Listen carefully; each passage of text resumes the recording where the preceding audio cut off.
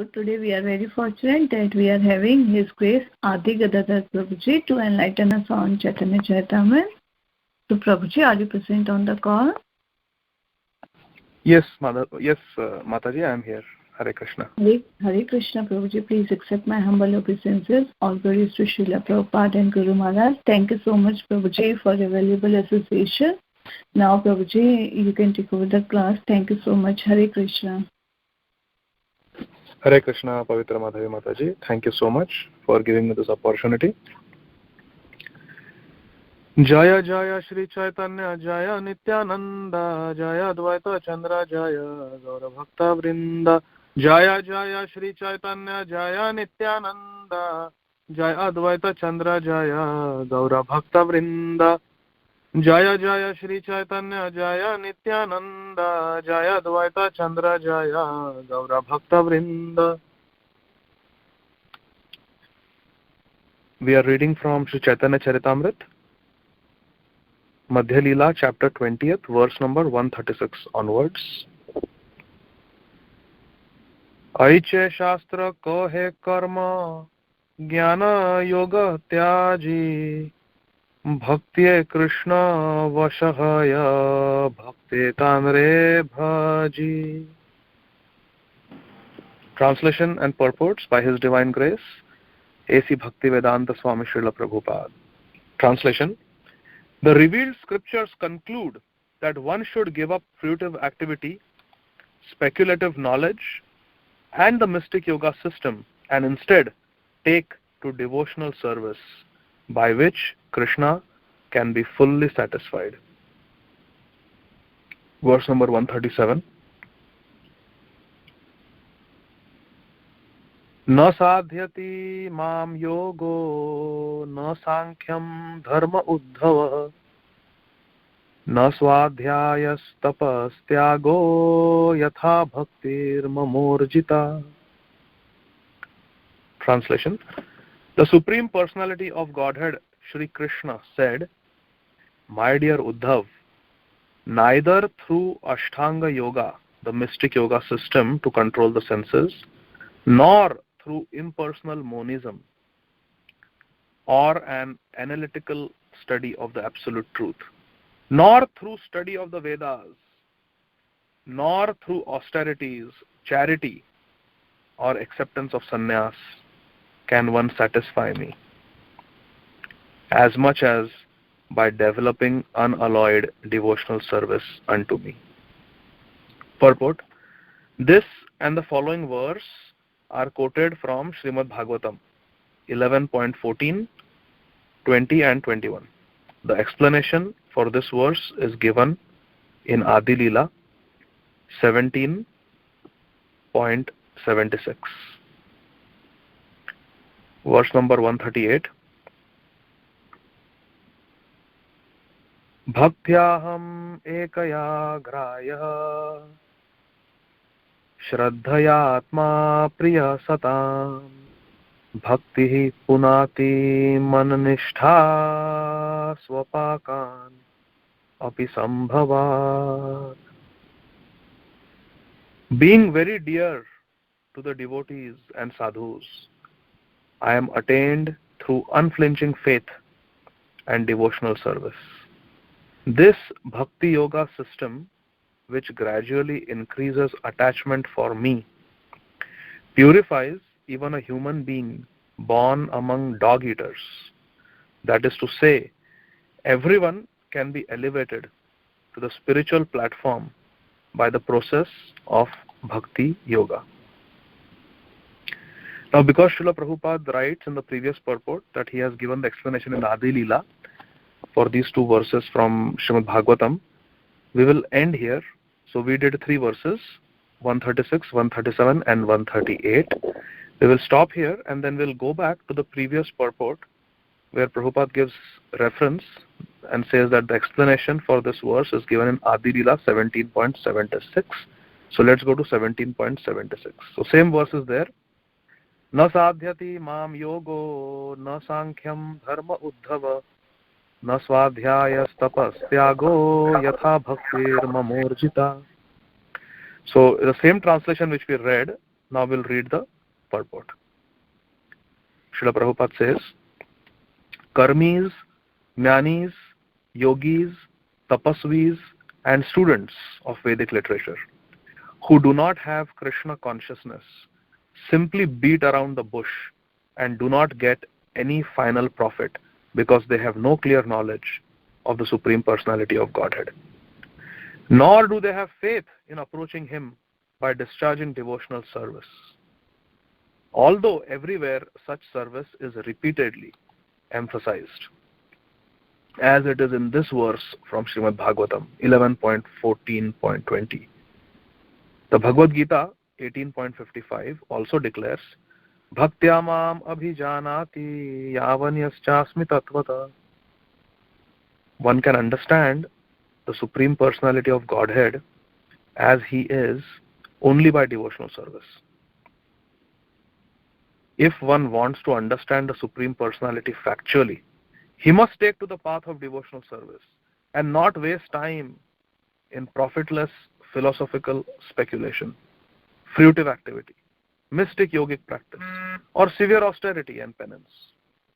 Elsewhere in the Bhagavad Gita 12.5, the Lord confirms, Kleshodhik tarastesham avyakta sakta chetasam. For those whose minds are attached to the unmanifested impersonal feature of the Supreme, advancement is very troublesome. People who are attached to the impersonal feature of the Lord are obliged to take great trouble. Yet, nevertheless, they cannot understand the absolute truth. As explained in Srimad Bhagavatam 1.2.11, Brahmeti Paramatmeti Bhagavan iti Shabdyate. Unless one understands the Supreme Personality of Godhead, the original source of both Brahman and Paramatma, one is still in darkness about the absolute truth. Om Ajnanatimirandhasya Jnananjana Shalakaya Chakshur Unmilitam Yena Tasmai Shri Gurave Namaha.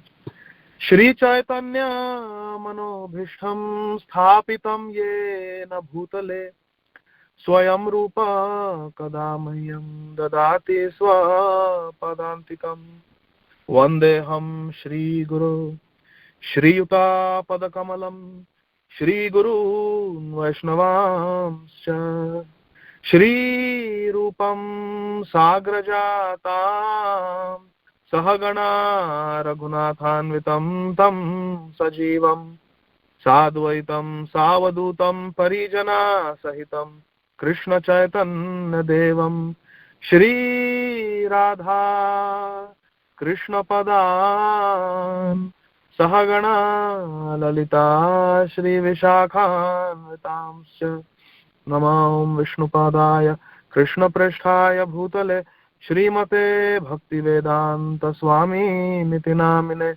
Namaste Saraswati Deve Gauravani Pracharine Nirvishesha Shunyavadi Paschatya Deshatarine Vancha Kalpatarubhyascha Kripa Sindhubhya Evacha Patitanam Pavanebhyo Vaishnavebhyo Namo Namaha Namo Mahavadanyaya Krishna Prema Pradayate Krishnaya Krishna Chaitanya Namne Gaura Tuse Namaha Panchatattvatmakam Krishnam Bhaktarupa Swarupakam Bhaktavataram Bhaktakyam Namami Bhakta Shaktikam He Krishna Karuna Sindhu Deenabandho Jagatpate Gopesha Gopika Kanta Radha Kanta Namostute Tapta Kanchana Gaurangi Radhe Vrindavaneshwari Vrishabhanu Sute Devi Pranamami Hari Priye Jai Shri Krishna Chaitanya Prabhu Nityananda Shri Advaita Gadadhar Shrivasadi Gaur Bhakta Vrinda Hare Krishna Krishna Krishna Hare Hare Hare Rama Rama Rama Hare Hare Hare Krishna Krishna Krishna Hare Hare Hare Rama Rama Rama Hare Hare Hare Krishna, Krishna Krishna, Hare Hare, Hare Rama, Rama Rama, Hare Hare. Hare Krishna. I would like to offer my humble obeisances at the lotus feet of all the devotees who are listening. I would also like to offer all of you my sincere gratitude for giving me this opportunity to serve all of you in this way. I also request you to please bless me so that I may be empowered and given the ability by Sri Hari, Guru and Vaishnavas to speak in glorification of the Bhakti Siddhanta in a way that it purifies our hearts so that our hearts become attracted to the lotus feet of Hari, Guru and Vaishnavas. Thank you very much. Hare Krishna. So I would like to give all of you a choice. We read 3 verses from Sri Chaitanya Charitamrita.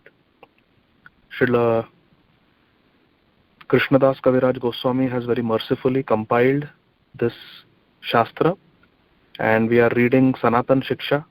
Sri Chaitanya Mahaprabhu is instructing Sanatan Goswami, and Chaitanya Mahaprabhu is teaching that there are so many processes mentioned in the scriptures.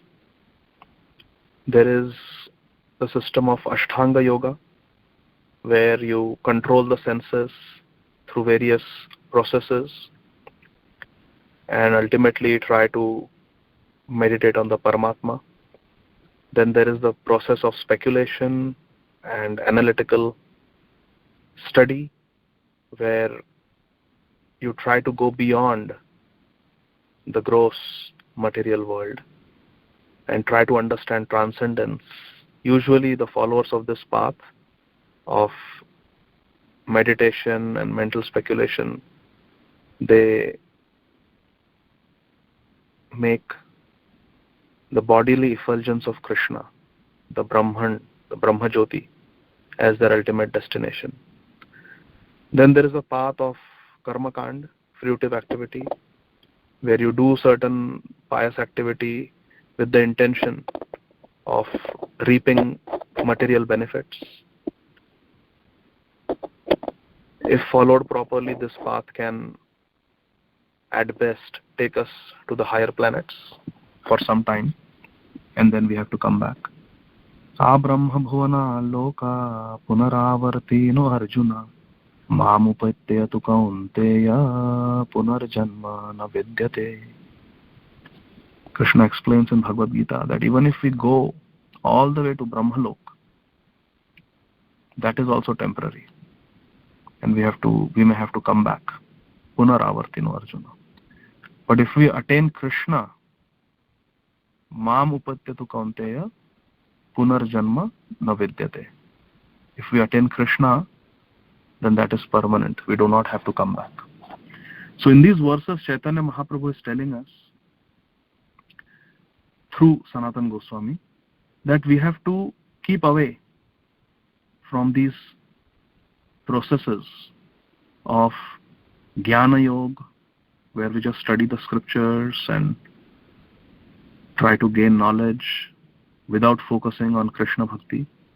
The process of Dhyana Yoga, Ashtanga Yoga, where we try to just meditate either on the impersonal Brahman or the Paramatma within everyone's heart. And the process of Karma Yoga, Karma Kand. Not Karma Yoga, Karma Kand, where we try to engage in fruitive activities. Fruitive activities means activities which lead to certain fruits. Sometimes these fruits are desirable, sometimes they are undesirable. So all these paths are not recommended by Sri Chaitanya Mahaprabhu. He says the aim of life is to please Krishna. And how do we understand how to please Krishna? We can understand Krishna only through bhakti. Bhaktya mam abhijanati. Chaitanya Mahaprabhu and Srila Prabhupada are quoting from Bhagavad Gita 18th chapter that Krishna says only through bhakti we can understand Krishna.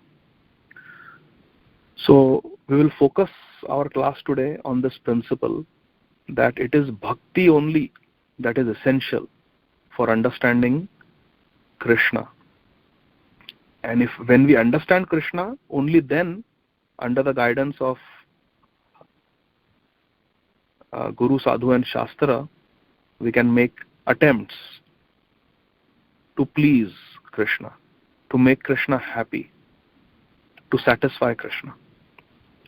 So we'll focus our class on this principle that bhakti is essential if we want to perfect our lives, if we want to please Krishna. So we have two options, and I would like you all to unmute your phone and order me what I should do, how I should serve you. We have two options. One is we can try to understand this principle through Ramayana, or we can try to understand this principle through the Mahabharata. So which one would all of you prefer? Please order me.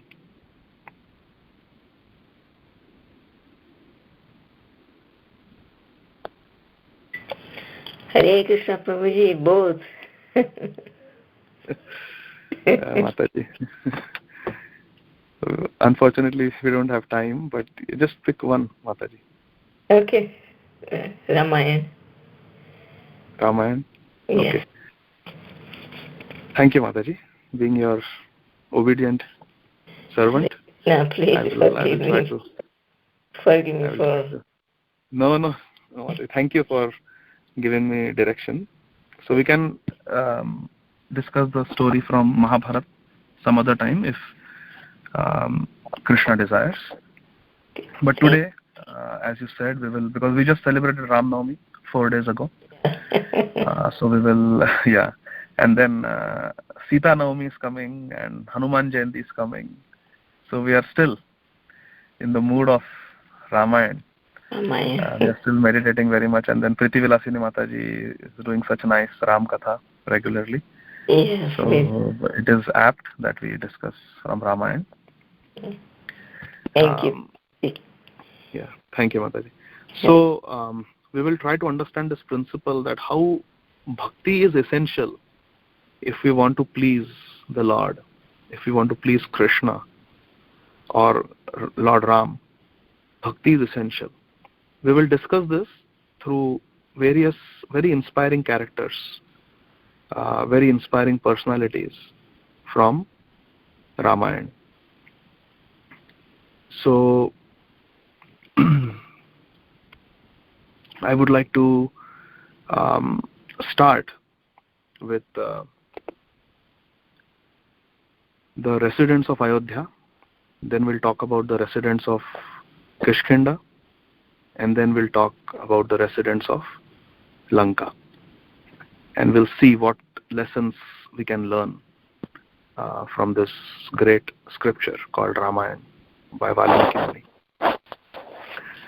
So we know that Lakshman is the younger brother of Shri Ram. There are different versions of the Ramayana. Within the Ramayana, different versions given by the Acharyas also. It is said that the Chaturvyuha, which comes from, so Krishna's first expansion is Balaram. From Balaramji comes the Chaturvyuha, Vasudev, Shankarshan, Pradyumna, Aniruddha. One version is that this Chaturvyuha manifests as Ram, Lakshman, Bharat and Shatrughna. Then there is another version which says that Lord Ram is non-different from Lord Narayan, and Anantashesh is Lakshman, and the Sudarshan Chakra of Lord Narayan came as Bharat, and the Panchajanya Shankha, conch shell of Lord Narayan appeared as Shatrughna. So Jiva Goswami reconciles these two versions. So sometimes there are different opinions in the scriptures, and it can be confusing. What is right, who is wrong, like that. Hare Krishna Prabhu. Excuse me. Can everybody please put their phones on mute? There seems to be some disturbance. Thank you so much. Hare Krishna. Please go ahead, Prabhu. Hare Krishna. Thank you, Mataji. So Jiva Goswami reconciles this apparent contradiction in the Shastra by saying that this is kalpa bhed. He says that in different kalpas, in different days of Brahmas, Lord Ramchandra appears and he performs his Leela, his pastimes, in different ways. It is not monotonous. It is not that Lord Brahma has to see the same Leela happening every day of his life. Every time Krishna comes, once in a day of Brahma, same Leela. Next day, same Leela. For 100 years, same Leela every day. No. Brahmaji lives for 100 years, and every time the Supreme Lord appears, incarnates, he performs different Leelas. So this apparent difference of opinion in the scriptures is actually not a contradiction. It is just, both are right. It is just that it happened in different days of Brahma. One day of Brahma is called a kalpa. There are 1,000 cycles of Satya, Treta, Dwapar and Kali in one day of Brahma. And same is the duration of his night. And one full day of Brahma is called kalpa. So in different kalpas, different things happen. The Leela is enacted or manifested in different ways. So there is kalpa bhed. Bhed means difference. So let us analyze the devotion. So Lord Ramchandra is the absolute supreme personality of Godhead. Lord Ramchandra is Bhagavan. And Bharat, Lakshman and Shatrughna, they are in the role of devotees. So let us analyze the character of these three great personalities. So Lakshman, the name Lakshman means fortune. Lakshmano Lakshmi Sampanno. That Lakshman is he who is endowed with or bestowed with Lakshmi, the goddess of fortune. So what is the fortune? What is the wealth? Lakshmi also refers to wealth. What is the wealth that Lakshman has? It is the wealth of service. Lakshman was always engaged in serving Sri Sitaram. Therefore, he is considered wealthy and fortunate. It is mentioned in Ramayana that when Sri Ram was asked by Kaikeyi to leave Ayodhya, Kaikeyi told him that your father has ordered that you should leave Ayodhya at once. And this happened on the day Sri Ram was supposed to be it is called Rajatilak, supposed to be made Coronated. Right. So on that day, when that great festival was going to happen, when Lord Ramchandra was going to be named as the next king of Ayodhya, the successor of Maharaj Dashrath, that same day, Kaikeyi called Shri Ram and ordered him that it is the command of your father, Dashrath, that you should not be coronated as the next king. Instead, you should be banished to the forest. Dashrath has ordered that you should immediately leave for the forest and live in the forest wearing tree bark, ascetic, simple life of austerity for 14 years. So Lord Ramchandra asks his stepmother Kaikeyi one question which reveals the character of Lord Ramchandra. It is said by Valmiki Muni, Charitam Raghunathasya Shatakoti Pravistaram Ekaikamaksharam pumsam mahapatakanashanam. That the character, the descriptions of the activities of Sri Ram, Charitam, his Charitra, the description of his character, Charitam Raghunathasya, of Lord Ram, who is called Raghunath, the Lord Nath of the Raghu dynasty. Charitam Raghunathasya Shatakoti Pravistaram. It is spread over 100 crore Sanskrit verses. So crore is, does anyone know how many lakhs is 1 crore? I forgot now. I think 100,000 is 1 lakh. And then how many lakhs is 1 crore? It's many lakhs. I don't know whether it is 100 lakhs, I think is, or 10 lakhs. I'm a little confused. But yeah, it's many verses. So the Valmiki Ramayana that we have is 24,000 verses only.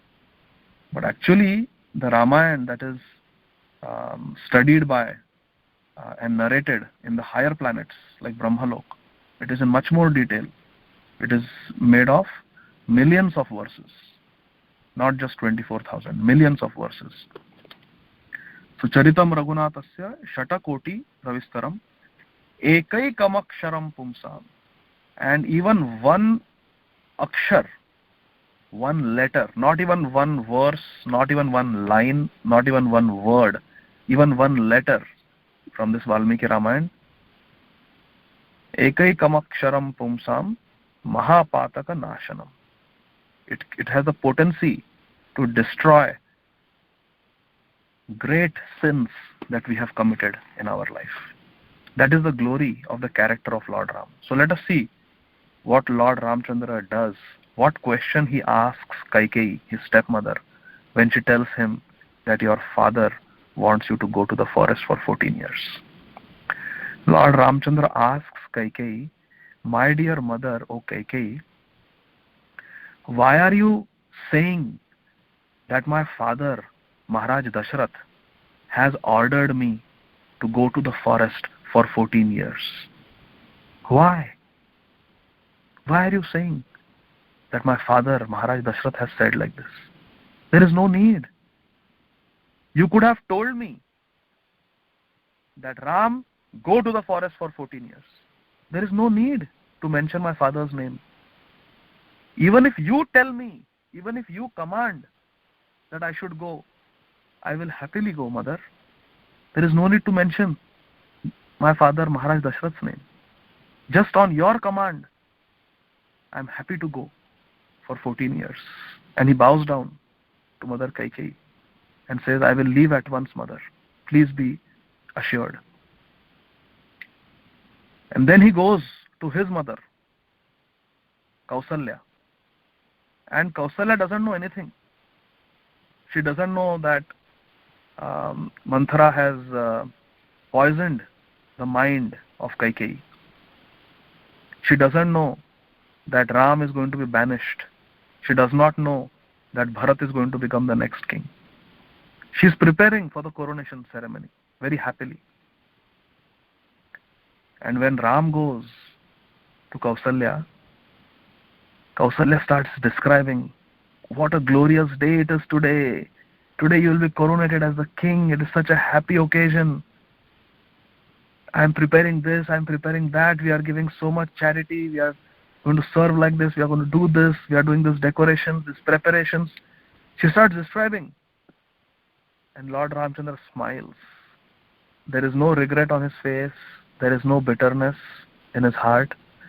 And Lord Ramchandra tells Kausalya that whatever you have said is true. Whatever you have said is right. Whatever you have said is going to happen. However, there is just a small change in the plan. So Kausalya asks what? And Lord Ramchandra, with great composure and with great compassion on his mother, tells her that Gaddi means the seat. The seat. There is a king's seat. So that seat is called Gaddi. He says that Raja Gaddi, this Tulsidas ji writes in Ramcharitmanas. Tulsidas ji also is a very, very bona fide commentator. Not commentator, very, very bona fide author of Ramayana. So Tulsidas ji writes that the Raja Gaddi, means the king's seat, the Raja Gaddi is going to go to my beloved Bharat, and the Vana Gaddi, the seat in the forest, Van means forest, is going to come to me. So he puts it in such a sensitive way that his mother will not be pained. Of course, she was devastated, but this is how Lord Ramchandra looked at it. Just a small change in plan. The Raja Gaddi will go to Bharat, and the Vana Gaddi will go to me. So Bharat will stay in the palace, and I will stay in the forest. And then it is so. This shows how composed Lord Ramchandra is, even in the face of such a major reversal. So we can understand few things here, that how ups and downs, trials and tribulations will befall each and every one of us in our lives, whether we like it or not. Sometimes we get happiness, sometimes we get distress, we get sorrow. This is part of life. We should expect it.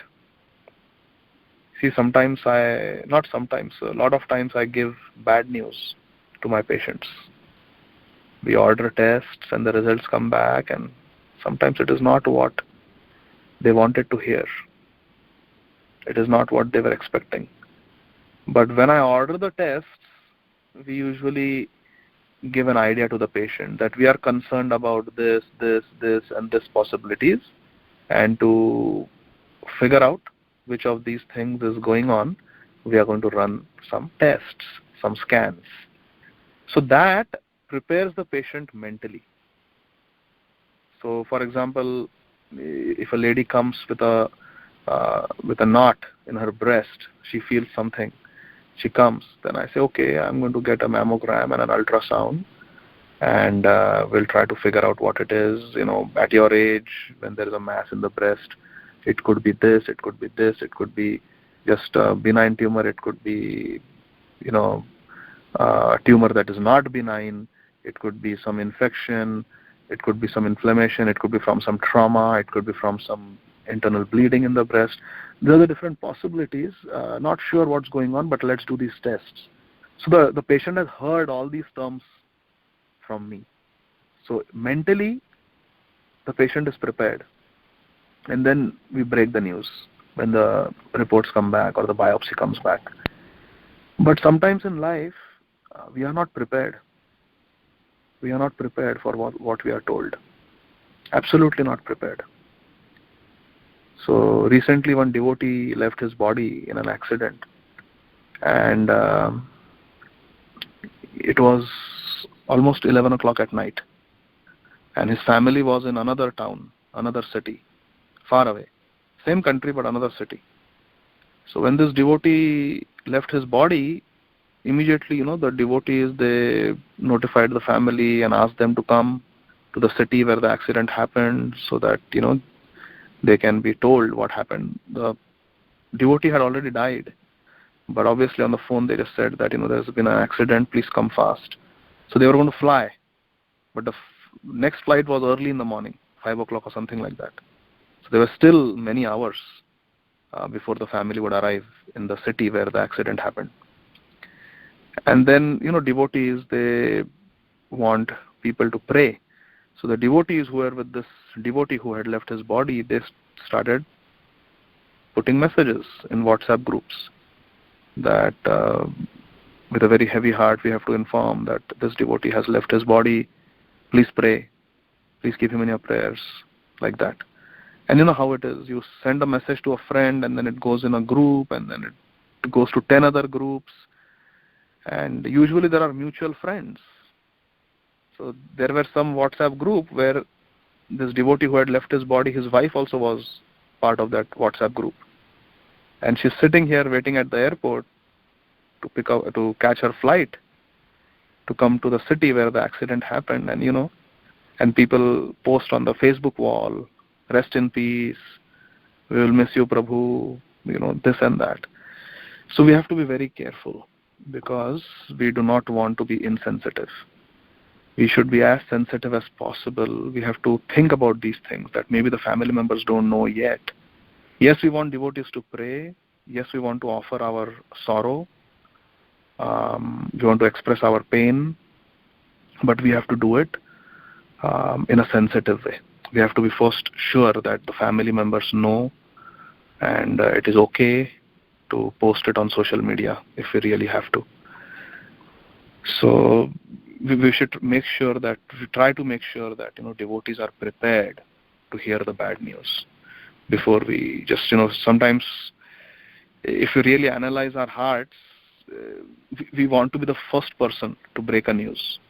We want to show how well informed we are, and that urge is there that I want to be the first one to post this. It's unfortunate, but there is some truth to this. We have to analyze our own hearts. So we have to control our mind. We have to control that urge and do it in a very sensitive way. But the point we were trying to discuss is sometimes, no matter how much we try, certain news, the volcano of certain bad news erupts, and it erupts in our face. The volcano erupts in our face. We are hit, we are blasted with such a bad and horrific news which we never wanted. His Holiness Radhanath Maharaj, he mentions that generally our attitude is, we know that this is Dukkhalayam Ashashvatam. All of us know, all of us have read the Bhagavad Gita. But our attitude is that I am a devotee of Krishna, I am chanting 16 rounds minimum of Hare Krishna Mahamantra. I am reading, studying Prabhupada's books, I am associating with devotees. Krishna should be merciful to me. This is Dukkhalayam, problems will come in my life, but here is my list of problems, and only problems from this list should come. Getting flu in the flu season, yeah, that's okay. Sometimes getting pneumonia is also okay. Having a small car accident where I have to spend $100,000 or $1,000 getting it fixed through my insurance company, maybe getting a small ticket and maybe my insurance rate going up a little bit. Okay, that's acceptable, Krishna, although I don't know why you're doing this to me. And then, death of old grandparents, okay, that is acceptable. Some tragedy somewhere happening, that is okay, as long as it doesn't affect me or my immediate family, that is okay. Maybe some financial loss, some money lost here and there, credit card got stolen and I quickly inform the insurance company before there is any damage done, that is also okay, Krishna, I can take that. Devotees will sympathize. So all these problems, we lose our project, we don't have a job, okay, Krishna, not good, but still that is the maximum I can accept. Devotees will pray, I'll get sympathy, everybody will be very compassionate to me, that problem also is okay. So we have this list, we have this mental list of problems, reversals, difficulties, even calamities, which we are willing to face. But then there are certain things in life which we never want to see. We never want to see the passing away of our near and dear ones, especially those near and dear ones who are our age or younger than us, or those loved ones whom we have given birth, whom we are nurturing. There are certain difficulties, certain calamities which we as devotees never ever want to see. They are not on our list. They are not on our list. We have a list of difficulties which are okay, and then there are certain things which we cannot accept, we cannot think about them. We don't want them, they are not on our list. And Radhanath Maharaj says, being dragged into an assembly of family elders when she was wearing one piece of sari by her brother-in-law, Dushasan, in the presence of the family elders, in the presence of her husbands, in the presence of hundreds of lusty men, in the presence of the servants who used to work in the palace, in the presence of everyone, and in the pages of history, being dragged and being disrobed in the presence of so many lusty men, and being disrobed in the pages of history, was not on Draupadi Devi's list.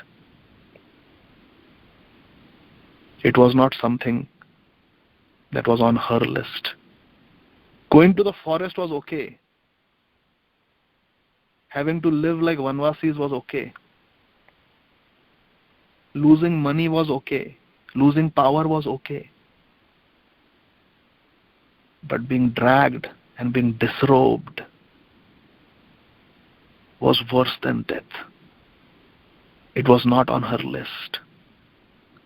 Losing her 5 beautiful sons without even a fair fight, being massacred, being murdered in their sleep, was not on Draupadi's list. What is Krishna trying to teach us? What is Draupadi Devi trying to demonstrate through her glorious example? Reversals will come. Even in the lives of pure devotees, they come. And some of these difficulties and tragedies will be those which are not on our list. Not on our list. Unimaginable. What to do? Ultimately, we have to bow down in front of Krishna's desire. We have to bow down in front of Krishna's desire. What to do? Prabhupada would often say, what to do? Krishna is the ultimate cause. What to do? We have to simply take shelter of Krishna. Maro birakho bhi jo ichha tohara. Bhaktivinoda Thakur prayed, my Lord, I have no control. Manas deho geho jo kichu mo arpilu tu apade Nanda Kishore. My dear Nanda Kishore. Oh, little baby boy of Nanda Maharaj. Whatever is considered to be mine, jo kichu more. Manasa, my mind. Deho, my body. Geho, my house. Whatever may be considered to be mine, right now, today, on Thursday, in March 2018, right now, Arapilu tu apade Nanda Kishore. Right now I am offering everything, my body, my mind, my family, my house, anything that may be in my possession. I am offering everything at your lotus feet, O Nanda Kishore, O Krishna. And then whatever happens, you may take away my family members, you may take away my wealth, you may take me away, you may take away my health. Whatever happens, my Lord, whatever happens, my dear Nanda Kishore, I am yours. I have already offered everything to you. Everything is yours. And then we have to live in that spirit. It is easy to say, Arpilu tuapade Nanda Kishore. And we should say like that. That is the beginning.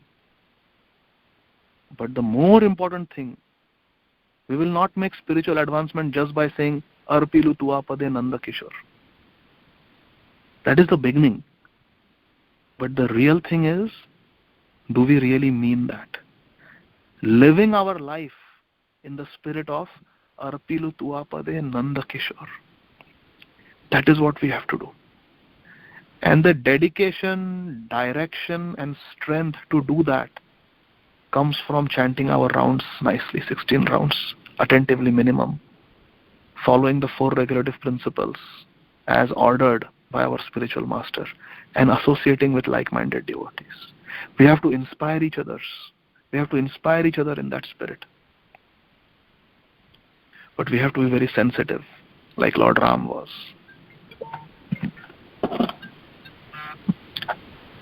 So, Lakshmano Lakshmi Sampanno. Lakshman is he who is endowed with the wealth of Hari Seva, Krishna Seva, Ram Seva. Therefore, we have to be very grateful that we are in ISKCON, International Society for Krishna Consciousness, because here we get so many services. Our service may be just introducing the different speakers. Our service may be coordinating the conference call. Our service may be sending the notification message that such and such Vaishnava is going to give such and such class at such and such time. Our service may be to be admin on the group, just adding people who want to join. Whatever our service may be, to record the lectures, the Katha, and posting it. Our service may be just to dial in and hear. But just by hearing, we are empowering the speaker to speak. Just by joining, just by showing our enthusiasm to hear, to listen to Hari Katha, we are inspiring other devotees and we are inspiring the speaker. And when we repeatedly hear, slowly we become purified. And then we are able to live our life in the spirit of Arpilu tuapade Nanda Kishore. That is the aim of life, to live our life in that spirit. A devotee has that spirit. Lakshman had that spirit. Lord Ramchandra did not want Lakshman to come with him. He said, you stay here. You take care of our mothers, our father, your brothers, our citizens. In my absence, they will all need you. You take care of them. And Lakshman said, there is no question of even considering this proposal. My life is meant to serve you. When have I left your side? I am coming with you. It had been only 12 years since the marriage of Ram, Lakshman, Bharat, Shatrughna and the 4 daughters of Janak Maharaj. After getting married, Sita Ram and his brothers and Sita Devi's sisters, they had come to Ayodhya and they had lived peacefully for 12 years. Blissful 12 years. And then Dashrath Maharaj was thinking, once he looked at himself in the mirror and he noticed that he has some grey hair. Where? Near the temple of his head. Temple is the part of the scalp, part of the head which is just around the ears, just above the ears. And you all must have noticed that is where we actually start getting grey hair. So Dashrath Maharaj once was looking in the mirror. 12 years had passed since the marriage of Sita and Ram. And he noticed that he had some grey hair on his temples, on both sides. So he got a realization. He got a realization that my hair is becoming grey. And it is becoming grey near my ears, on the temples of my head. It is becoming grey there because these grey hair want to whisper a message in my ears. That is why the hair around my ears is becoming grey, because this grey hair want to transmit a message into my ears. And what is that message? Oh Dashrath Maharaj, you are becoming old. You are becoming old. The perfection of your life is to coronate your eldest son, Shri Ram, as the king of Ayodhya. While you are alive, do this greatest act of coronating Shri Ram as the king of Ayodhya. Hand over the kingdom to Ram before you die.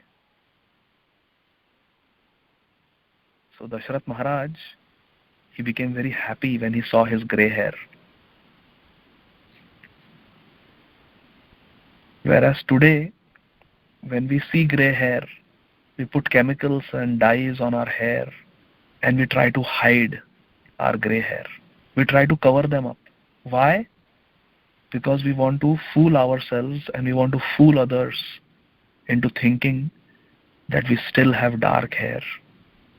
We are not getting old. And we neglect the message that Mother Nature is giving us. We neglect and ignore the message that Krishna's Prakriti, this material nature, is giving us. We turn a deaf ear to the message that Krishna is trying to give us. You are becoming old. Death can come at any time. Death can come at any time. But we choose to neglect those messages. And then when something bad happens, we say, oh, why did this happen? There's no warning. I have so much to do. But these are the subtle signs that our body gives us, which should make us serious about the aim of life. It should make us serious in our commitment to Krishna consciousness. And Dasharath Maharaj teaches us that. When he saw grey hair, he did not call for mehendi or some dye to artificially color his hair dark. No. He saw the grey hair and he started reflecting, before I die, what important activity I need to do, what incomplete task I need to complete before I die. And the foremost in his mind was, I have done everything. The only thing I have not done is, I need to find a successor. And who can be a better successor than my beloved son, Ram? Let me make him the next king. Let me secure the future of Ayodhya. And thinking like this, he went to his guru, Vasishtha. And he worshipped Vasishtha Muni, washed his feet, offered him a nice seat, offered him words of glorification and praise, submitted before him that, my dear Gurudev, a thought has come in my heart that my hair is becoming grey, I am becoming old. While I am still alive, while I am still able to see with my eyes, while I am still able to do things with my hands, I want to place my crown on the lotus head of Sri Ram. I want to hand over the reins of this kingdom to Sri Ram. What is your opinion? And Vasishtha Muni becomes overjoyed. He says, this is a perfect proposal. You have my full blessings and support. Then Dasharath Maharaj asks him, so when can we do it? When can we do it? What is the auspicious tithi? Can you please look, make the chart and see when is the auspicious time to do Rajatilak of Sri Ram, to coronate him as the king? And Vasishtha Muni immediately replies with a smile. He says, the day you coronate Sri Ram, that day will become an auspicious day. There is no need to look for auspicious day. The day you do Raj Tilak of Sri Ram, that day will be glorified for all time to come as an auspicious day, as an auspicious tithi. That is the power of Sri Ram. Do it as soon as possible. Do not delay. So then Dasharath Maharaj feels very encouraged, and then he goes before his ministers. After taking permission from his guru, he goes to his ministers, whom he really trusted, and his ministers were headed by Sumantra. So he asks his ministers, I am getting old and it is my desire to coronate Ram as the next king. What are your thoughts and opinions? And all the ministers unanimously agree that this is the great idea. We have been thinking about this for the last 12 years since Lord Ram got married. But of course, you are the king and we didn't want to hurt your feelings. You are doing wonderful seva of the whole kingdom. You are an ideal king. But Lord Ramchandra should be the next successor. And we were wanting to suggest, but we thought you should not feel bad that we want you to step down. Therefore, we were keeping quiet. But hearing the suggestion from you gives us great joy. So Dasharatha Maharaj asks with great happiness, and when do you think we should do this? The ministers say, let us do it right now. This is such an auspicious occasion. Let us do it right now. But then Vasishtha Muni says that let us get water from all the holy rivers, from all the oceans. Let us invite certain important guests and let's do it. So they decide that let's do it tomorrow itself.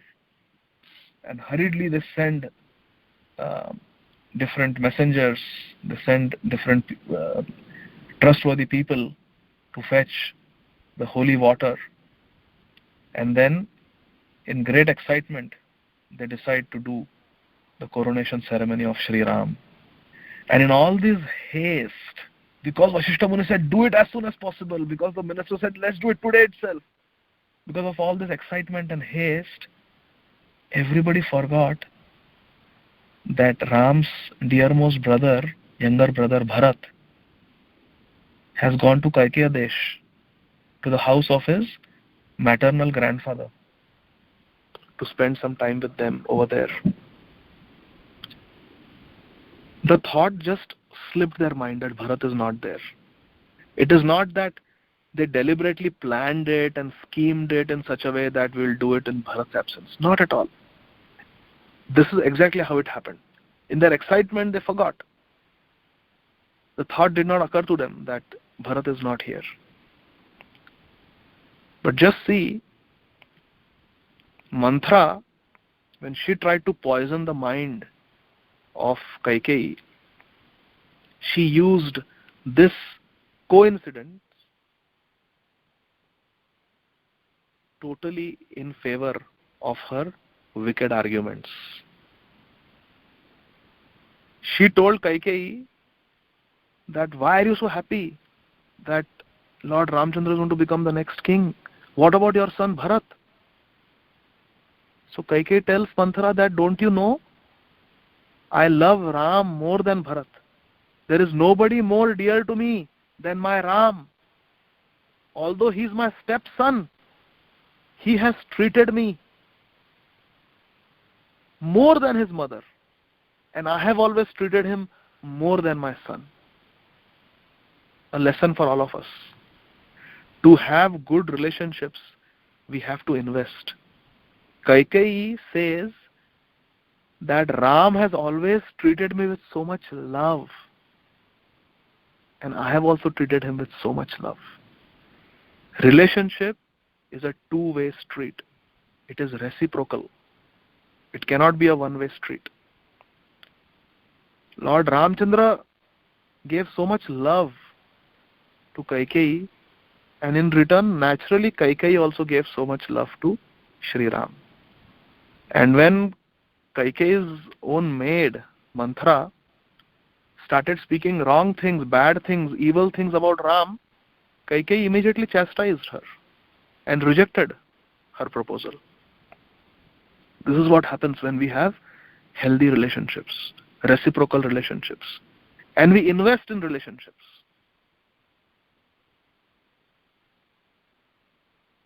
I would like to say one thing. Please try to understand this. It's very important.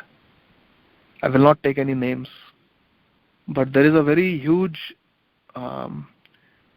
temple and property in our spiritual society. And at one point there were hundreds of devotees living in this particular community, there were 700 devotees living there at one point in 1976 when Srila Prabhupada visited. There were more than 700 devotees, full-time devotees living and serving there. And Srila Prabhupada disappeared from this world in 1977. By 1978, 1979, there are only 3 devotees. All other devotees left. And there was a meeting to analyze what is wrong. Why so many devotees left ISKCON? So some said that, they are in Maya. They are not following the 4 regulative principles. They are not chanting anymore. They have given up Krishna consciousness. They are in Maya. But then some said that they may be in Maya, but so are we. So are we, because we did not care for them. We did not develop relationships with them. We were only project oriented. Gurukul, okay, we have to run the Gurukul. Goshala, okay, we have to take care of the cows. Farming, okay, we have to do farming. Book distribution, we have to do book distribution. Temple construction, big project, we have to do temple construction. Everything was project oriented. You have some engineering background, you have some education, you have a strong body, you can do construction work, okay, you build a temple. You have some speaking skills, you have some stamina to stand and walk all day, okay, you do book distribution. You like to take care of cows, you're interested in pets and cows, okay, you take care of the cows, you milk them, serve them. You like to do deity worship, you are interested in deity worship, okay, you be the pujari. You like to study scriptures, you like to give classes, okay, you give the Bhagavatam and Bhagavad Gita classes every morning and every evening. You like to do farming, you have some knowledge of gardening and farming, okay, you get involved in the farming, you work on the farm. That is how it was in that community. And you are good for nothing, you don't have any talents, you don't have anything to do, anything to offer, okay, you become the Gurukul teacher. Hare Krishna. See, we have to be honest. We have to be honest, we have to acknowledge, and we have to try to improve. There is no point in pushing things under the carpet. This is the truth. But we have improved. We have come a long way.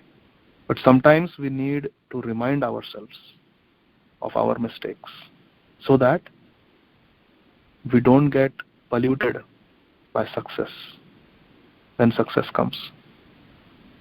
We should never forget our history because there are valuable lessons. A successful person never forgets his or her past mistakes because that is what keeps us grounded.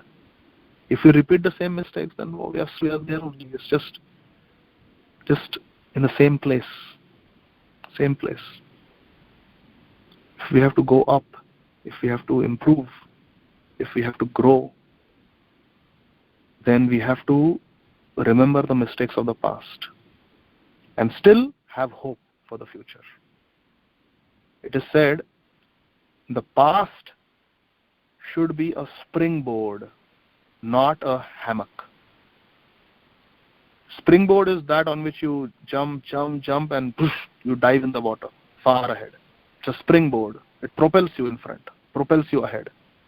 And hammock is that nylon net, like a small bed that you tie between 2 trees, and you lie down, relax, reading a book. You just lie down and relax, that is called hammock. And springboard is what propels you ahead.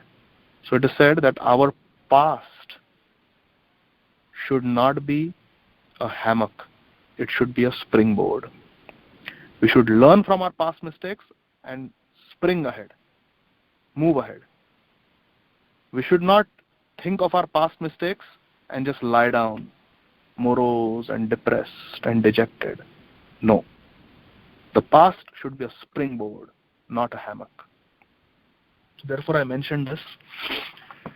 So some wise people said in that meeting that they may be in Maya, they are not chanting, they have left Prabhupada's movement, but so are we, because we were instruments in making them go. We did not take care of them. We were project-oriented. We were not people-oriented.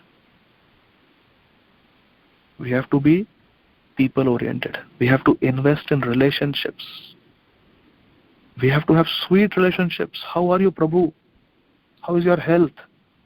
How are your children? How is your job? These are not mundane questions. You are developing relationship. You are genuinely caring for each other. You are caring for a devotee of Krishna. How can that be material? So we have to have real, genuine, heartfelt relationships. Kaikeyi loved Ram so much that there is a very heart-melting story. When Sita and Ram got married and they came to Ayodhya,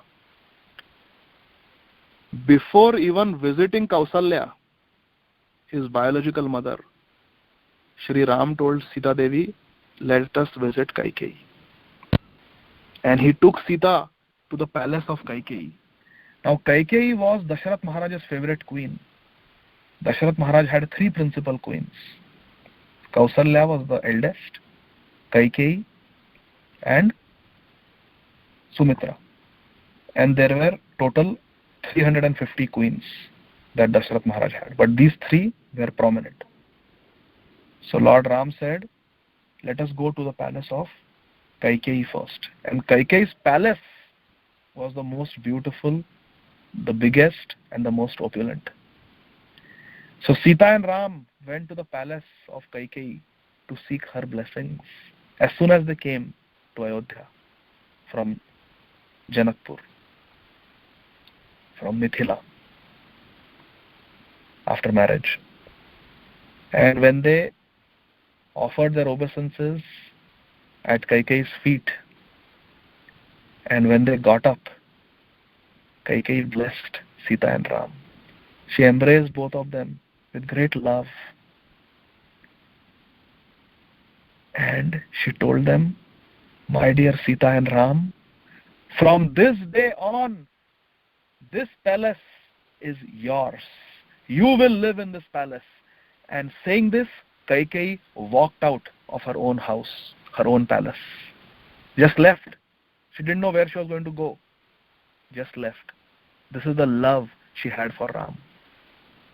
She gave her own palace to Sita and Ram. This is relationship. But then just see, if we are in bad association,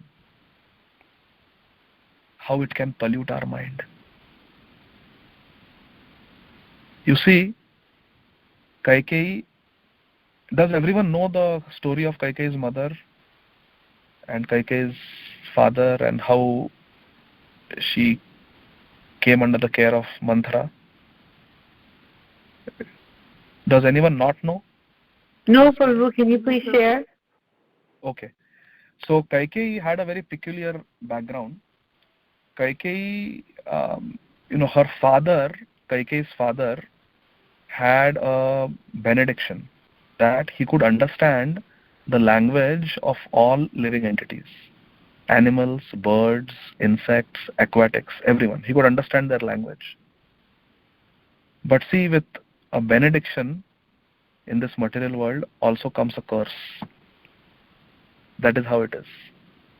It is said that every happiness, every material happiness that we enjoy in this world is like a pregnant woman. It's like a pregnant woman carrying in her womb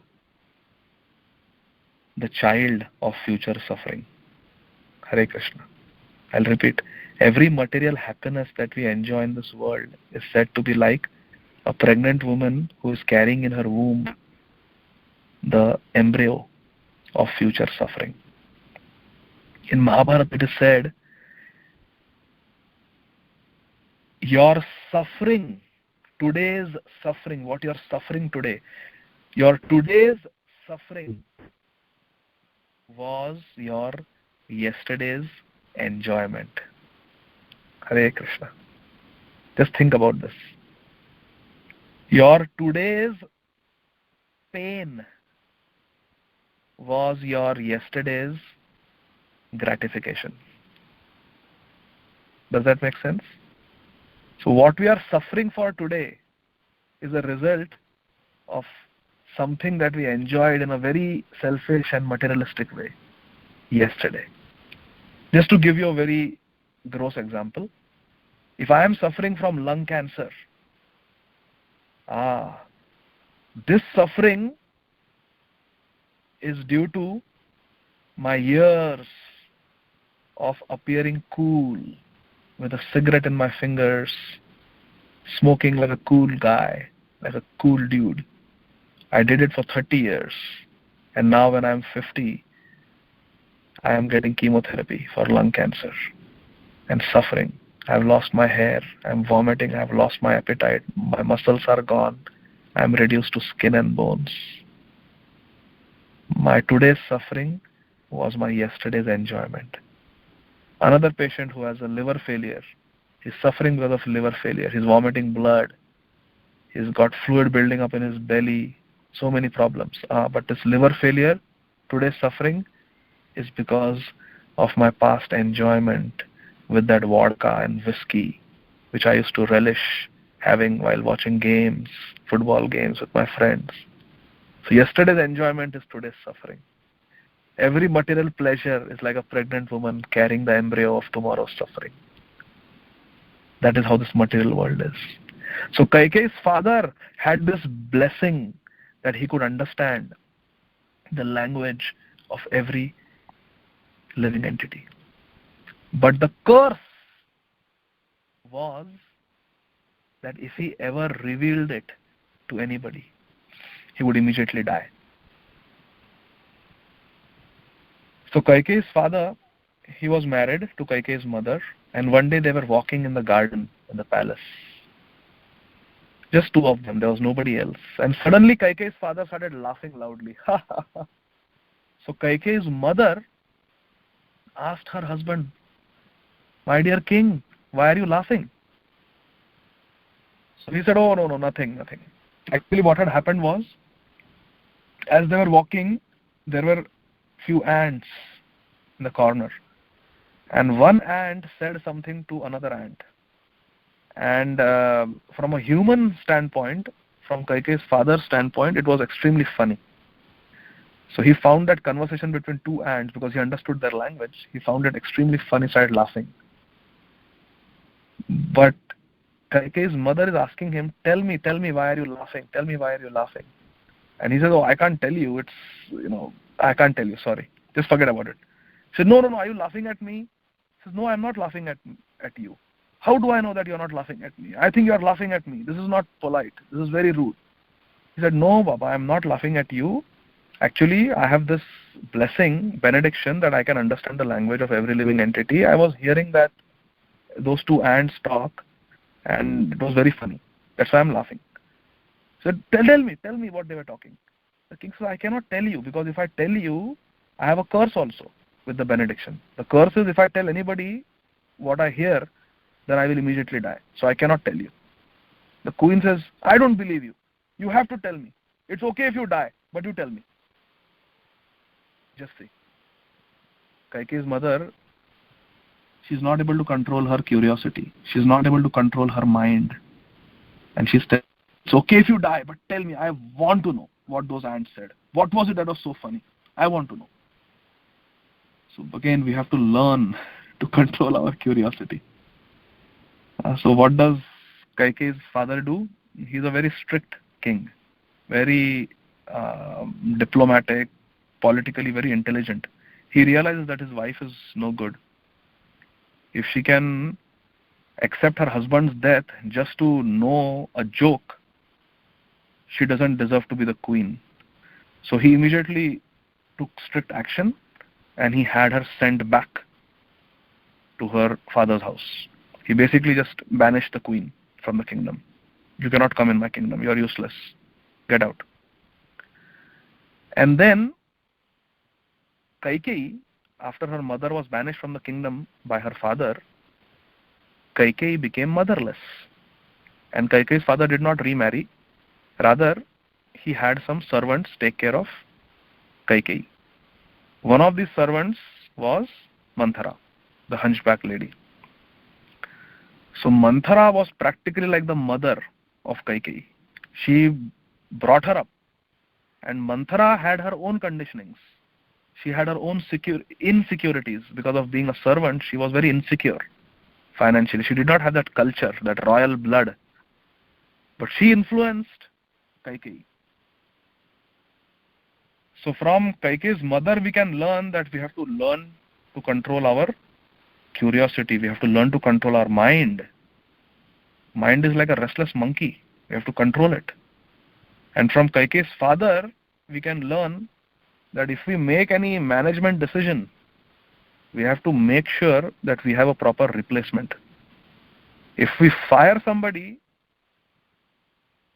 from some seva, we should have a good justifiable reason, but at the same time, we should make sure that we have someone else who can do that seva so that the seva doesn't get affected.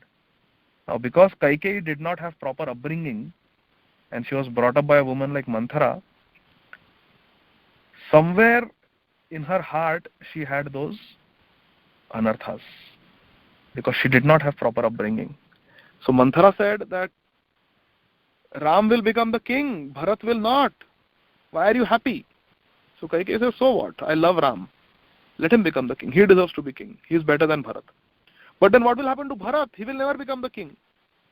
Again, Kaikeyi rejects that proposal. She said, oh, it's okay. It's okay if Bharat doesn't become. And if it is in his destiny, if Ram wants, then after Ram has ruled for sufficient time, he may make Bharat the next king because Bharat is younger. I'm fine with that. No problem. So none of her arguments were working. Then Manthara tells that if Ram becomes the king, then Ram's biological mother, Kausalya, will become the Raj Mata. She will become the royal queen, royal mother. And you, Kaikeyi, you will become Kausalya's Dasi, servant. Now this was too much for Kaikeyi to take. And this was the tipping point. This is what tipped her over on the wrong side. So now co-wives, naturally, they have certain unhealthy competitive spirit or certain envy. Because one husband and many wives. So there is one person whose attention you want and everybody wants to become the favorite queen. So there is some competition. And Manthara very cleverly utilized that small anartha, that small vice, that small weakness in the character of Kaikeyi and made her insecure and brought out the worst in her. Similarly, we have to learn in our life that there may be, we have our spiritual master and has many disciples, but we should not have unhealthy competitive spirit. Actually, we are all God brothers and God sisters because our spiritual master is Srila Prabhupada. Srila Prabhupada is the guru for every devotee in ISKCON. Directly. Because he is our direct Shiksha Guru. We read his books, we hear his lectures, we follow the rules and regulations which he has set up for us. So Srila Prabhupada is the unifying force for all the devotees. Ultimately, we are all God brothers and God sisters because of our connection with Srila Prabhupada. So we should not develop this envy or competitive spirit. Unhealthy competition is good. It has to be healthy competitive spirit, not unhealthy competitive spirit. Not unhealthy competitive spirit. So Manthara very tactfully exploited that weakness in Kaikeyi and brought out the worst in her. But Lakshman is one who has the wealth of seva. And Bharat Bhar means burden, weight. So Bharat is one who carries the weight, the burden of Vipralamba Seva. Service in separation. That is Bharat. That is what we can learn from him. There is much more to say. We did not even get to Kishkinda, did not even get to Ravan, Shurpanakha and Vibhishan. So there are many lessons that we want to discuss, but I am going to very briefly, we have run out of time. So Bharat is that person who carries the burden, the onus of service in separation. That is very difficult. Very easy to become personal servant of a great personality. Very easy to become a direct pujari of the Lord. But to do service in separation and still maintain the spirit of dedication, devotion, that is very difficult. And Bharat did that. Actually, I will not even talk about, because Bharat, there is so much to talk about that we had to discuss, how he handled misunderstanding. Maybe some other time we can discuss. And Shatrughna also, there are very, very sweet lessons that can be learned from Shatrughna. Even his name has such a deep meaning. But I will come back to Lakshman and then we will end the class. So Lakshman, we have to analyze when Shri Ram went after that golden deer to catch that deer so that he could be brought as a pet to Ayodhya, because their Vanvas was about to get over. And why it was 14 years exile in the forest, that is also interesting. In Manu Samhita, it is mentioned that if a family member lives in the forest for 13 years or more, then that family member has no claim, no right to inheritance or to the kingdom. So Manthara had told Kaikeyi this point. Therefore, Kaikeyi very intelligently said that Ram should be exiled to the forest for 14 years, no less than 14 years. Because she knew that Manu Samhita, the law book, says 13 years. So she said 14 years. So it's not an arbitrary number. 14 years, so that even when Ram comes back, he will never be able to become the king, according to Manu Samhita. That was her thinking. And she thought that her son Bharat will be the king forever. But this is what happens when we use scripture against devotees or against great personalities, or we try to use certain loopholes to get away with our nasty plans, our sinister plans. What happened to Kaikeyi happens to us. Kaikeyi wanted to see Ram live in the forest permanently, and she wanted to see Bharat on the throne permanently. But just the opposite happened. After 14 years, Ram became the king, and even for those 14 years, Bharat never accepted any comforts or privileges of the king. He was sleeping on the floor, very austere life, and he never became the king to enjoy the kingdom. He accepted the bhar, the burden of responsibility. Bharat accepted the burden of responsibility without the luxuries which naturally come with that responsibility. So Kaikeyi simply suffered. She regretted her decision to banish Ram. She regretted her decision to scheme and conspire to somehow make Bharat the king. And she lost on both the fronts. So Lakshman, we have to see, when that golden deer was being chased by Shri Ram, at that time, when that voice came, that Sita, Lakshman, save me, it was that Marich Rakshas only who was screaming, imitating the voice of Lord Ram. Now Lakshman, he was not bewildered at all. He immediately told Sita Devi that is that deer who is screaming. He was a demon and Shri Ram has killed it. Very soon Shri Ram will come back. But Ram had chased that deer for 1 hour into the forest. So he was a long distance away. And Sita, in the ecstasy of her love, you can even say in the madness of her love, she wanted to protect Ram. And she wanted Lakshman to quickly go to where Ram was to help him.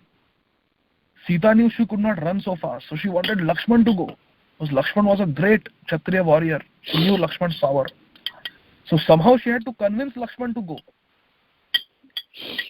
So she said very unkind words to Lakshman when Lakshman was not willing to leave her. Lakshman said, "No, Ram has ordered me to stay with you." So Sita Devi, again, this pastime we can discuss in detail some other time, but I'm just trying to make one point. Mother Sita, she spoke very ill words, such words that Lakshman could not bear to wait there anymore. And he made the Lakshman Rekha and he left to find Sri Ram. So Sita Devi questioned the integrity of Lakshman. I'll say it again. Sita Devi questioned the very integrity of Lakshman. And when Lakshman met Ram, Ram chastised him. "Why did you leave Sita? And why did you come here? I had told you to stay with Sita Devi. Why did you come here?" So Ram questioned the competence of Lakshman. Just imagine. Any seva that we do, whether it is deity worship, whether it is giving katha, whether it is leading kirtan, playing mridang or kartal, managing programs, organizing, fundraising, whatever seva we do, if the very people for whom we are doing it question our competence, it is so painful. But when they question our integrity, it is devastating. What to speak of both? Having your competence also questioned and having your integrity also questioned. Sita Devi questioned the integrity of Lakshman, that you have illicit thoughts in your mind. And Ram questioned the competence of Lakshman. Why could you not follow my order? Why could you not take care of Sita? You should have waited there. Ram questioned the competence of Lakshman. Now for these two personalities, Sita and Ram, Lakshman had sacrificed everything. Everything. When Ram had told Lakshman that you make a cottage for me and Sita, and then you can make a cottage for yourself also. Lakshman was heartbroken. He said, "I don't have any separate existence, my lord. How can you say that I should make a house for myself, a cottage for myself? I have no separate existence. I will make a cottage for you and Sita Devi, and I will guard you from outside. I have not come here to be comfortable in a cottage." This was the dedication of Lakshman. And now his integrity is being questioned, not by some Rakshas or some Rakshasi or just some passerby or some stranger or some family member or some friend. No. Lakshman's competence and integrity is being questioned by those two personalities for whom he has sacrificed everything, for whom he has not slept for almost 14 years. But still, in spite of his competence and integrity being questioned by Sita and Ram, still Lakshman continued to serve. That is devotion. That is bhakti. No change in his loyalty. He did not say that, okay, my competence has been questioned, although I am the greatest warrior, and my integrity has been questioned, although I have never looked above the lotus feet of Sita Devi. My integrity has been questioned. This is too much. I quit. Lakshman never said that. Lakshman could have gone back to Ayodhya. all right, I'm going back, I'm going to send Bharat, or I'll send Shatrughna, or I'll send some soldiers to serve you. I cannot do this. I'm going now. I'm going to my wife Urmila. No. To continue to serve with competence and integrity when the very people whom you are serving are questioning, are doubting your competence and integrity. That is bhakti. That is the high standard that Lakshman demonstrated. And Bharat is even greater. And Shatrughna is even greater. But we don't have time to dive into their greatness today. We have to respect time. I have gone way over time. It's almost 12:30. So thank you very much, all of you, for your patient listening. Jagat Guru Srila Prabhupada ki jai. Shri Chaitanya Charitamrit ki jai. Hare Krishna Prabhuji. Hare Hari Bol. Hare Krishna Mataji. Hare Krishna Prabhu. Can you hear me? Yes, Mataji. Yes. Oh, okay, I'm sorry. I wasn't sure. I'm just speechless. I mean, I can only just say I just did not want you to stop. I wanted you to go on and on. It was such a moving class and so many lessons, so many realizations. If I have just a couple that I just really suddenly came to my mind as you were speaking, was one thing when you were saying that Dasharatha Maharaj was thinking about, I need to secure the future of my praja, or the future of the kingdom, and so that's why I need to coronate Ram. And I was thinking, his mindset, so he was thinking about the future. And then at the same time, Kaikeyi's father, he didn't think completely about the future. He didn't think about the repercussions of his actions.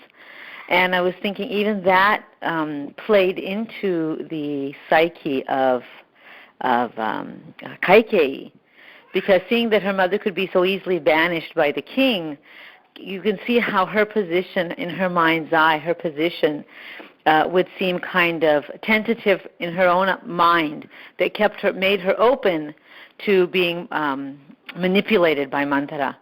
And I was just thinking that as parents, I have 4 children and I have a grandchild, and I think it's very, very important about the relationship between a husband and a wife and how we deal with each other as the children are watching. Children are watching, and their security and their self-worth or whatever is based a lot on that. And I was just thinking of that as regards to our own life. And the other thing that came to my mind, so many, I don't want to go on and on, but then the other thing that I was thinking of was that when you said, today's enjoyment is tomorrow's pain, the immediate thought came to my mind was when we eat in excess, we're enjoying all that food, and the next morning we can really feel it. So that's like an immediate reaction. It doesn't have to be 10 years or 20 years. It could just be today and then tomorrow. So potent.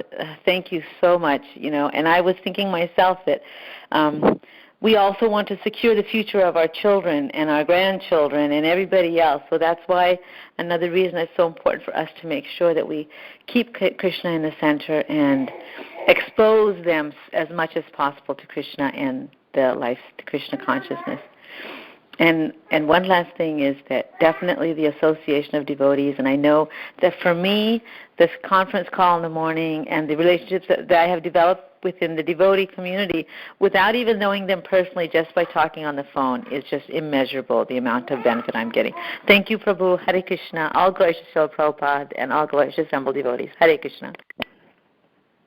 Hare Krishna Mataji. Are you Gaurangi Mataji? No, this is Praneshwari Lakshmi Mataji. Oh, Praneshwari Mataji. Dandavad Pranam.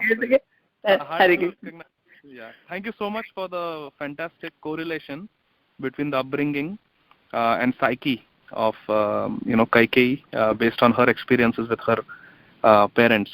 There is one thing I forgot to mention. I'll very, very quickly mention this. So as I was telling, that they were so Dashrath and his ministers and Vasishtha Muni were so overjoyed at the thought of coronating Ram that the thought did not occur to them that Bharat is not in the kingdom. But just see, Manthara used this as a powerful argument to poison the mind of Kaikeyi. So after she said that, Kaikeyi, you will become a servant of Kausalya, that was enough for Kausalya to be poisoned. But then she added further poison by saying, and just see, what I'm saying is right, this is a conspiracy, and therefore they are coronating Ram at a time when your son Bharat is not even in the kingdom. They could have at least waited for Bharat to return and then have this coronation ceremony of Ram, but they want to do it very slyly, and therefore they are doing it when Bharat is not there. There is some conspiracy.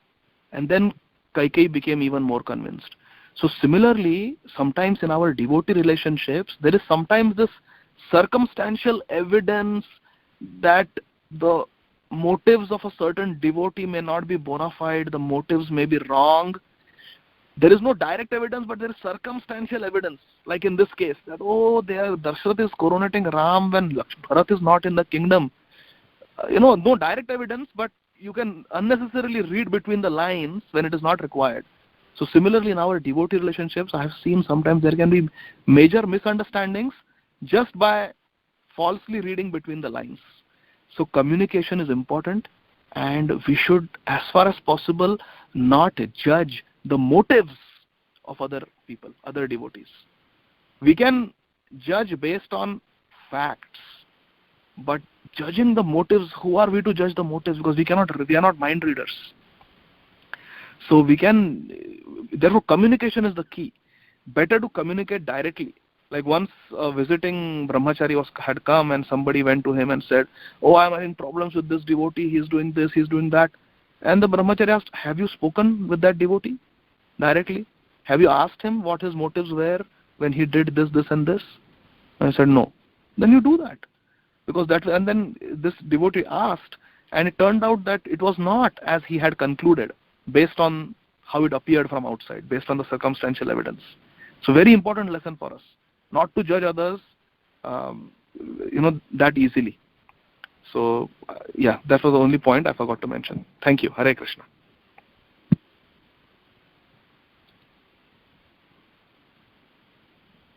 Thank you so much, Prabhuji. Thank you so much for such a wonderful class and for the instructions that we learned.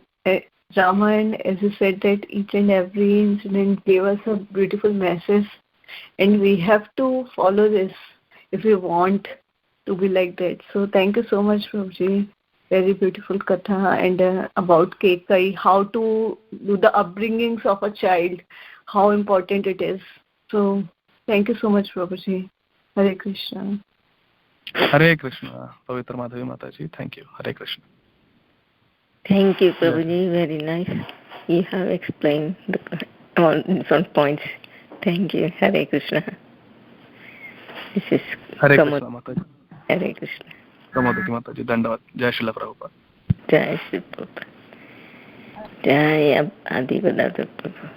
Hare Krishna. Jai Srila Prabhupada. Hare Krishna Prabhuji, Danat Pranam, all glories to Srila Prabhupada and Guru Maharaj. It's a very, very good class, Prabhu, and a lot of lesson to learn. Sorry. So everything you were mentioning, we are all Prabhupada family, and then also Prabhupada mentioned it will go till 10,000 years.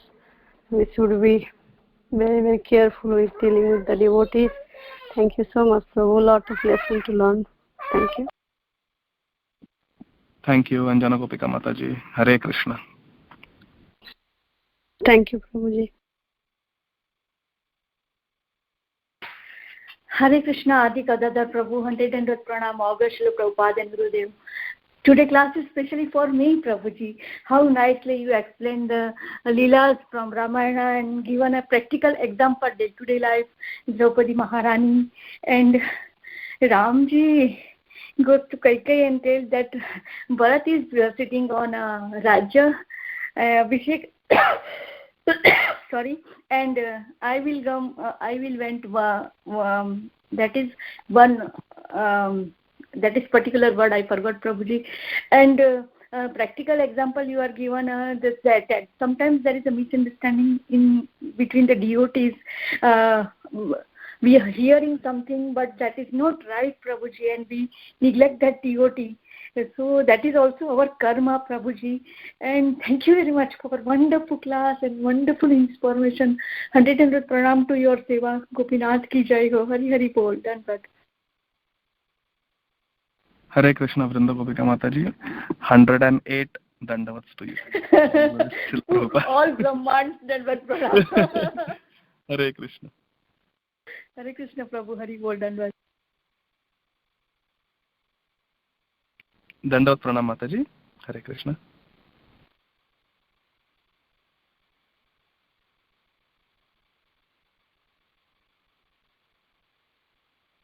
One more thing I want to add that Prabhuji, we are, because of some limitation, we are not able to come in Bhakti Vriksha class, and sitting at home we get such a strong association of Senior Vaishnava, Prabhuji. That is also mercy of Gurudeva and mercy of Srila Prabhupada. Thank you very much for all Vaishnava association. Yes, Mataji, you are right. Thank you. Hare Krishna. Does anyone has any corrections or comments?